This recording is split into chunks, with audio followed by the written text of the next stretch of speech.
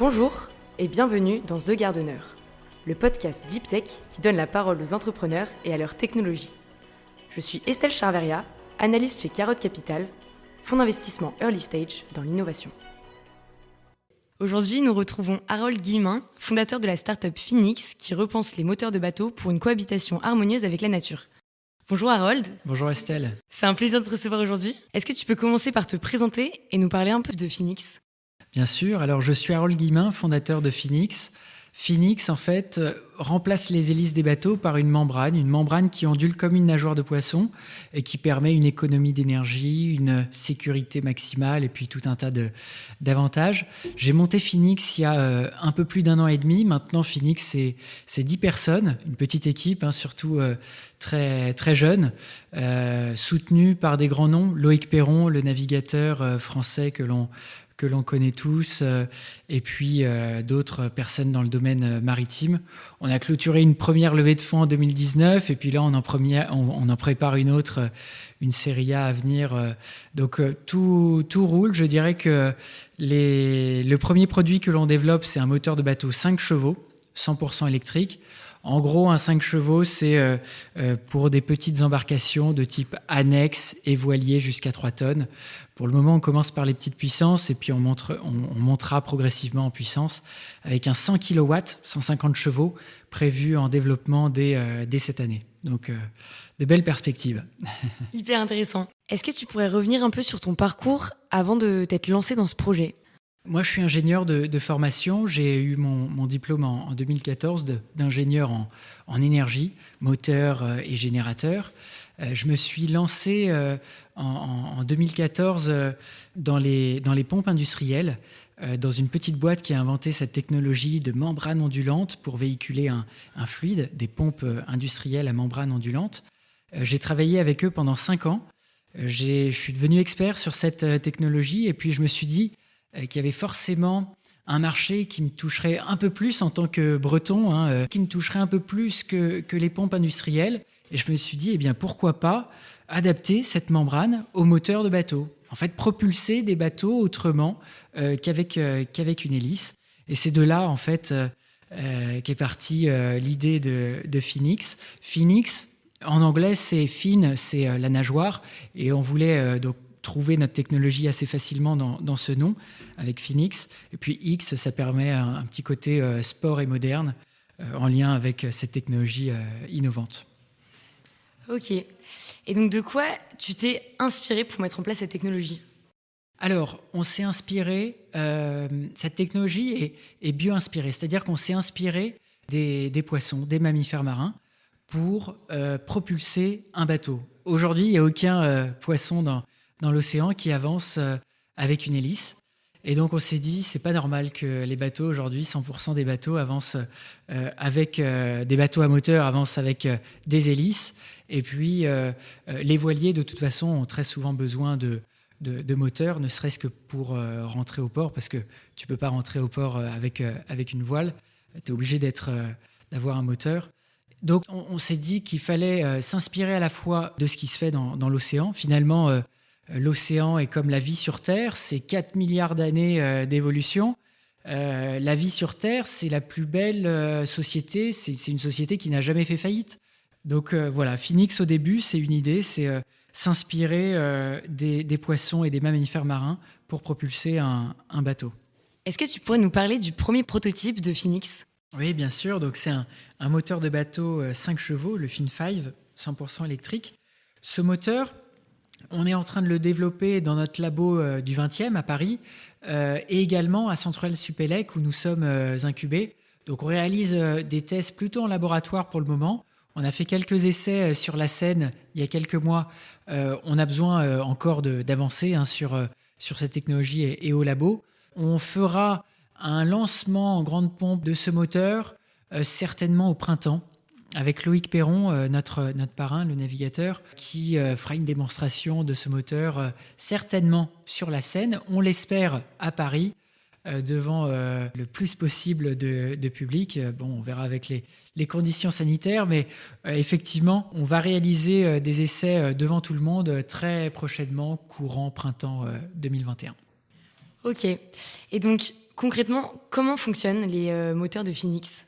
Alors, en fait, on n'est pas là à rajouter une nageoire à l'arrière du bateau. Tu peux imaginer assez facilement le tangage qu'il y aurait s'il y avait une vraie nageoire à l'arrière du bateau. Le but, c'était de compacter un peu cette nageoire, de la caréner et de faire en sorte que ça soit finalement un moteur assez proche des moteurs existants dans sa fixation au bateau. Je m'explique. En fait, la membrane, aujourd'hui, la nageoire, a une forme de disque. C'est un disque qui est actionné en périphérie et une onde se crée de la périphérie vers le centre et aspire le fluide et propulse le fluide avec elle. Je dirais qu'on ne mime pas la nature à proprement parler avec une vraie nageoire à l'arrière du bateau.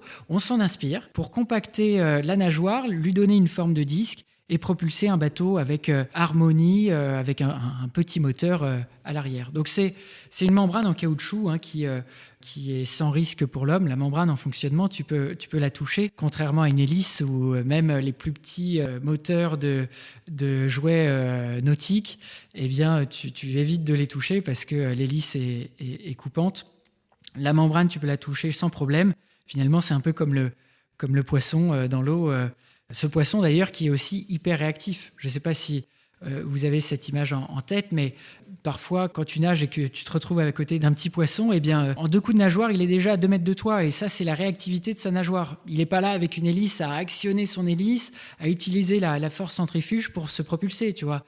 C'est quelque chose d'hyper réactif. Et c'est ce que permet aussi cette membrane, de l'hyper réactivité, en fait, au démarrage. Et donc, à part le côté non coupant dû à l'absence d'hélice, quels sont les avantages des moteurs Phoenix par rapport aux moteurs de bateau traditionnels ?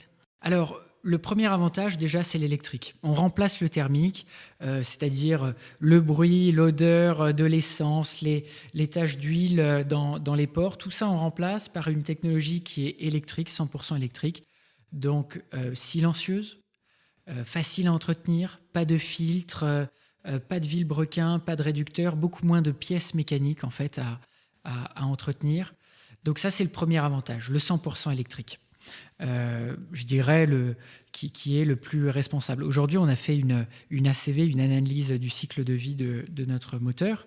Il s'avère qu'effectivement, en rechargeant votre moteur avec un mix énergétique français, eh bien, vous impactez beaucoup moins, environ 20 fois moins l'environnement qu'avec un moteur thermique. Donc l'aspect électrique, c'est le premier avantage. Tu l'as dit, le deuxième, c'est la sécurité maximale. Voilà, l'hélice, la membrane en fonctionnement, on peut la toucher contrairement à l'hélice.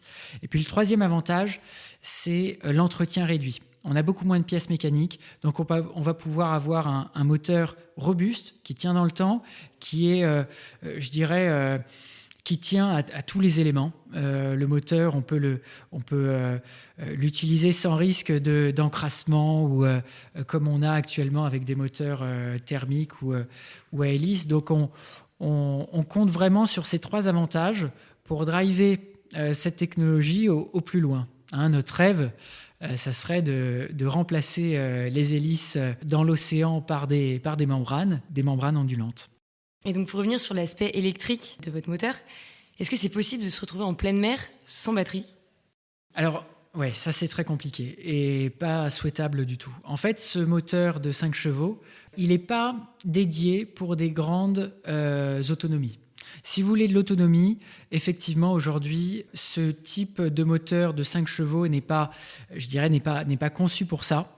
Vous pouvez avoir une autonomie d'1 heure à pleine puissance, 1 heure et demie à pleine puissance, ou alors 6 heures en marche normale, avec notre moteur actuellement. Donc on va plutôt chercher des applications qui sont liées aux eaux intérieures, c'est-à-dire une balade sur un lac, une après-midi en famille ou avec des amis. Je dirais des voyages assez rapides entre la plage et puis son voilier, et puis pour la pêche, pourquoi pas, pour aller à son point de pêche et puis revenir tranquillement. Aujourd'hui, effectivement, il y a un challenge sur les batteries, sur le thermique. On travaille avec des partenaires dans les batteries pour tenter de pousser au maximum ces limites-là. L'automobile pousse aussi ce domaine-là au plus loin. Donc, on reste confiant, on reste hyper confiant sur les années à venir et proposer un moteur le plus autonome possible et atteindre des autonomies comparables au thermique, je l'espère, d'ici quelques années. Ok. Et donc, à partir de quel moment tu t'es dit et tu as compris que cette technologie, elle pouvait devenir grand public ? En fait, assez rapidement, quand j'ai travaillé chez AMS, cette société dans les pompes industrielles qui a développé cette technologie dans les pompes industrielles, où je me suis dit, mais effectivement, la membrane, le moteur de bateau, ça serait une grande pompe qu'on mettrait à l'arrière du bateau pour le propulser. Donc cette idée a germé effectivement au sein de ce premier job. Et à un moment, je me suis dit, il faut passer le pas. Je suis assez confiant et expert en cette technologie pour pouvoir me lancer dans son adaptation au moteur de bateau. Ok, très clair. Quelles sont les grandes prochaines étapes et l'ambition à terme de Phoenix ? Alors, aujourd'hui, c'est déjà finalisé notre premier produit, ce moteur de bateau 5 chevaux, le Fin 5. On est toujours en phase de développement. On a 1 an et demi, donc effectivement, c'est un projet assez jeune. On a clôturé notre première levée de fonds de 900 000 euros l'année dernière en début d'année 2020. Donc ça nous a aidé à développer ce moteur. Aujourd'hui, on est sur la phase finale, les 20 derniers pourcents les plus critiques, mais aussi les plus passionnants, pour passer d'un prototype à un produit commercialisable, industriel. Donc ça, c'est vraiment Phoenix aujourd'hui, là où nous en sommes. Nous préparons une deuxième levée de fonds, une série A de 3 millions d'euros que l'on va lancer en mars-avril et clôturer en juin-juillet de cette année, pour justement financer l'industrialisation de ce moteur. Aujourd'hui, c'est pas le tout de faire un moteur avec quelques pièces usinées, imprimées en 3D, etc. Il faut l'industrialiser, le rendre accessible à un coût intéressant, qui n'est pas complètement décorrélé par rapport à celui du marché.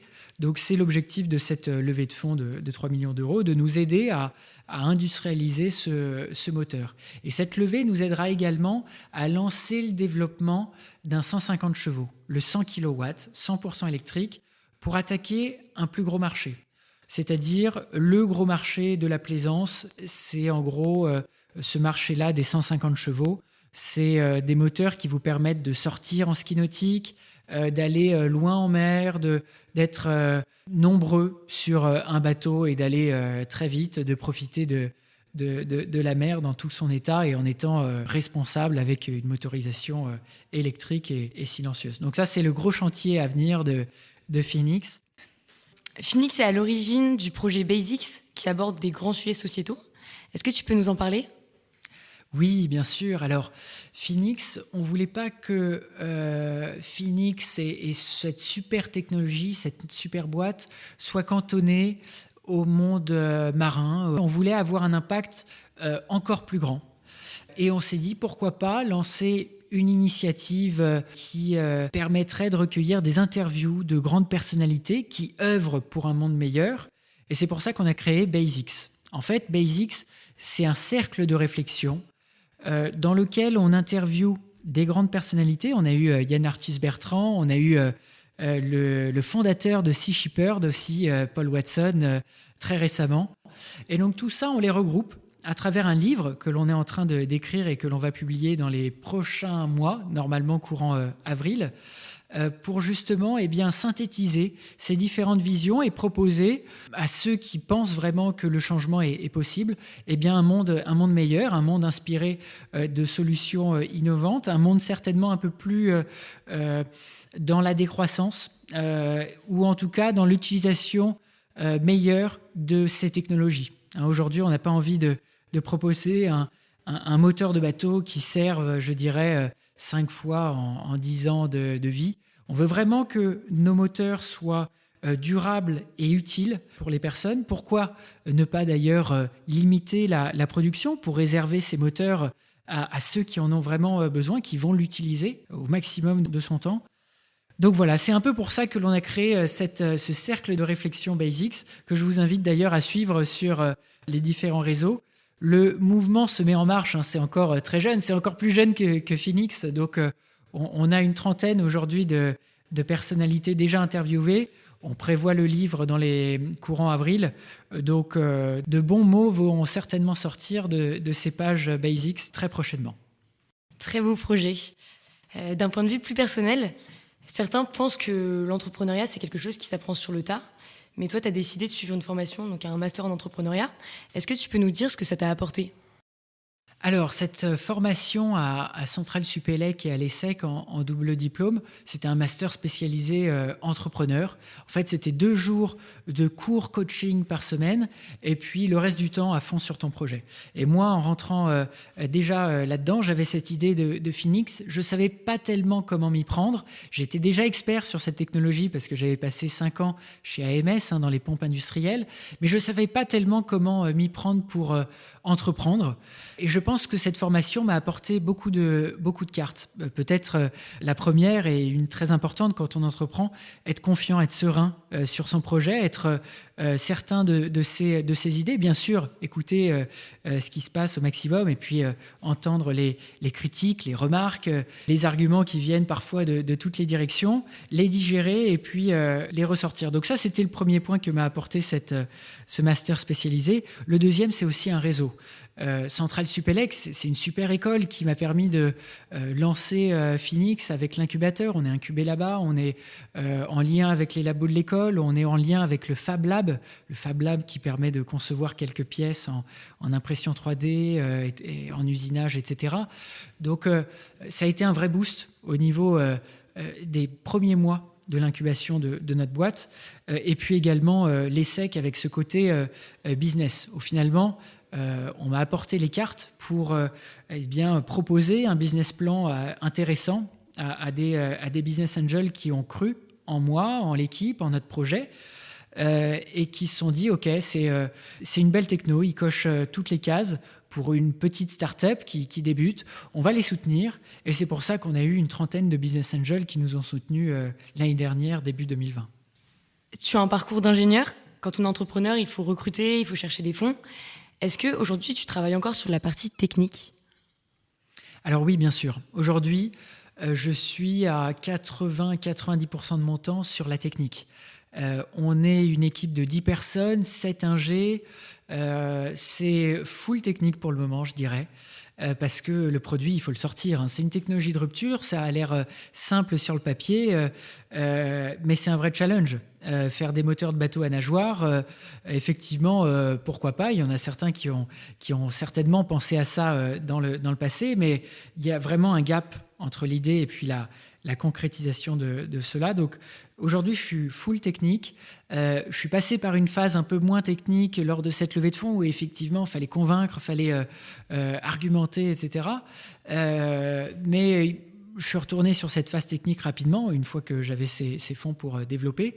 Et puis là, certainement, avec la nouvelle levée de fonds qui se trame, eh bien, je rebasculerai un peu du côté financier avec cette casquette de leveur de fonds. Je pense que l'entrepreneur doit savoir mixer entre ces différentes casquettes. Il faut se sentir à l'aise. Effectivement, on ne grandit pas forcément à la même vitesse avec chacune de ces casquettes, mais on apprend énormément sur tous ces sujets. Je sais qu'au niveau com, on est très bien soutenu. C'est pour ça que Phoenix, malgré tout, même à 10 personnes, on arrive à se faire connaître. Je pense qu'on est une très bonne équipe, full tech en ce moment, mais on s'est mixé entre les différents sujets. Et justement, par rapport à l'équipe, vu que vous êtes une start-up à la fois engagée et très technique, quel type de profil vous recherchez et vous avez recruté jusqu'ici ? Alors, c'est un candidat qui a l'air motivé, qui est intéressé à la fois par un monde meilleur, par une technologie innovante, par le côté start-up, parce qu'on n'a rien à voir avec un grand groupe. Il faut être hyper autonome dans une start-up comme la nôtre. Ils doivent gérer pour le moment un moteur, mais c'est énorme. Un moteur, c'est de l'électronique, de l'électromagnétisme avec des aimants, des bobines, etc., de l'hydraulique, de la com pour savoir le vendre, du côté commercial pour le vendre, justement. Tous ces sujets sont traités par ces 10 personnes. Et aujourd'hui, ces 10 personnes, donc je suis vraiment très fier. Ok. Est-ce que tu pourrais nous parler du principal obstacle que tu as rencontré jusqu'ici ? Alors, je pense que c'était au tout début, quand j'étais seul fondateur. C'était pas évident, finalement, d'oser lancer cela. Je me sentais pas forcément hyper confiant au début, mais finalement j'ai appris à composer, à mettre en avant mes qualités, à retoucher peut-être mes défauts. Et en fait, j'ai pu me lancer en tant que seul fondateur dans cette aventure. J'avais essayé à l'époque, avant la création, de monter ce projet avec d'autres personnes. Ça n'a pas matché. Bon, il faut essayer. C'était, je pense, une difficulté au début, notamment face aux incubateurs, aux accélérateurs plutôt réticents, qui me disaient « mais pourquoi t'essayes pas de trouver ?» Je leur disais « j'essaye, mais c'est pas évident, je connais bien cette techno, j'ai aussi mes idées parfois un peu tranchées. Il fallait trouver un profil peut-être complémentaire au niveau commercial et tout ça. Et finalement, je me suis dit pourquoi pas lancer le projet seul, lancer cela et peut-être trouver plus tard, je pourrais toujours intéresser quelqu'un avec une partie conséquente du capital. Donc c'était le plus gros challenge, je pense, que j'ai su relever. Et celui-là, j'ai su que je l'avais vraiment relevé à partir du moment où j'ai convaincu des business angels qui ont investi dans ce projet auprès de moi. C'est à partir de ce moment-là où je me suis dit oui, effectivement, on m'a fait confiance. C'était un faux problème que je m'étais mis en tête parce que certains m'avaient peut-être fait la remarque un peu trop souvent. Et donc c'est ça, avoir confiance et finalement parfois aussi foncer dans une direction et puis test and learn et fail fast finalement. Le but c'était ça, c'était essaye rapidement. Et puis, si ça foire, ça foire, mais au moins tu sais que ça foire rapidement. On a passé ce premier jalon. Super. Maintenant, il y en a un deuxième, c'est l'industrialisation de ce produit. C'est un défi de taille. Ok, pour finir, est-ce que tu pourrais nous partager une citation qui t'inspire ? Alors, la citation number one qu'on a chez Phoenix, c'est « Less is more ». En fait, on essaye d'épurer au maximum notre moteur, d'enlever tous les trucs futiles, de garder seulement l'essence de notre technologie pour proposer un produit dans l'air du temps qui a du sens. Un moteur de bateau à nageoire, ça coule de source. On se dit, oui, c'est vrai, pourquoi les moteurs ont des hélices ? Et donc, voilà, less is more, ça c'est vraiment notre grande citation. Je ne sais plus qui disait ça, mais je crois que c'est de Saint-Exupéry qui disait la perfection est atteinte quand plus rien n'est à retirer finalement, qu'il reste que l'essentiel. Donc on essaye de s'en inspirer au maximum chez Phoenix. Ok, super. Je te remercie Harold, c'était un plaisir d'échanger avec toi. Merci Estelle. Si vous êtes intéressé par Phoenix, vous pouvez retrouver Harold Guillemin sur LinkedIn et si vous voulez avoir plus d'informations, vous pouvez également aller sur leur site internet phoenixmotors.com. C'est déjà la fin de ce podcast. Si vous l'avez aimé, n'hésitez pas à le partager autour de vous et à mettre 5 étoiles sur Apple Podcast. Ça nous aide beaucoup. Vous pouvez me faire un retour directement par LinkedIn et si vous êtes entrepreneur, vous pouvez aller sur notre site internet carotte.capital ou nous contacter par email à contact@carotte.capital. À bientôt!